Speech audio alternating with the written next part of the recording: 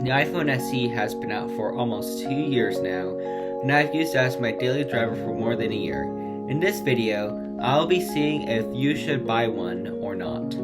Now, first thing we need to see is who the iPhone SE is marketed to. It is marketed to people who are looking to get into the Apple ecosystem as quickly as possible, including people who can't afford a new iPhone 13, and to people who just want an iPhone that works.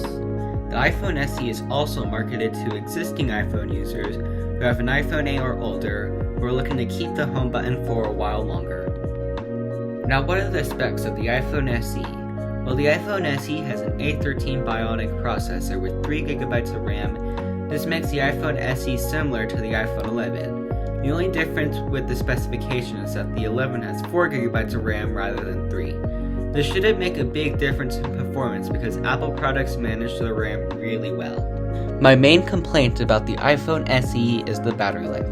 It doesn't get me through an entire day on a single charge. When I get home after school around 4 o'clock, it tends to be around 20%. But with the release of iOS 15.2, it has gotten better at 40%. What makes this worse is that it is on standby for most of the day.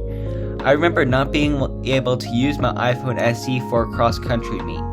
The battery life is actually worse than the iPhone 8 because the battery life on the 8 and the SE are the exact same. The SE also has a more powerful processor in it also. Let's talk about the camera. The camera is the exact same as the iPhone 8's once again, but with an A13 Bionic processor making the camera quality a lot better than the 8's. What is even cooler is that the iPhone's rear camera is capable of taking 4K video. However, the 8 doesn't do that. The front camera doesn't do really well with taking selfies as it still has an 8 megapixel camera. I understand why Apple created the iPhone SE. It is just not for me.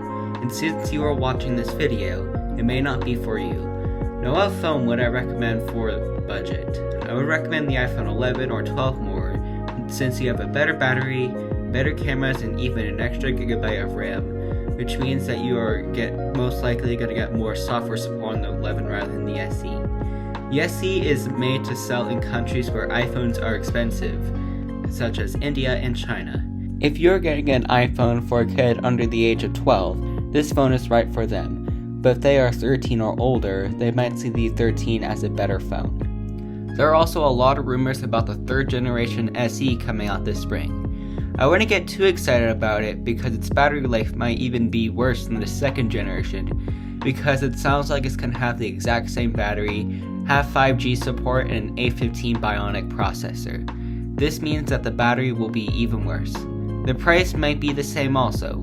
Unless your phone is already broken and you need a new one as soon as possible, I would wait for the SE 3rd generation if you want to get the SE. In conclusion, I would not buy an iPhone SE anymore. It was a good phone when it was first released, but with the iPhone SE being the same price as it released, the new place for the best value phone goes to the iPhone 11 or 12. Thank you for watching, please subscribe, and I'll see you in my next video. Since this is my last video before Christmas, I just want to say Merry Christmas!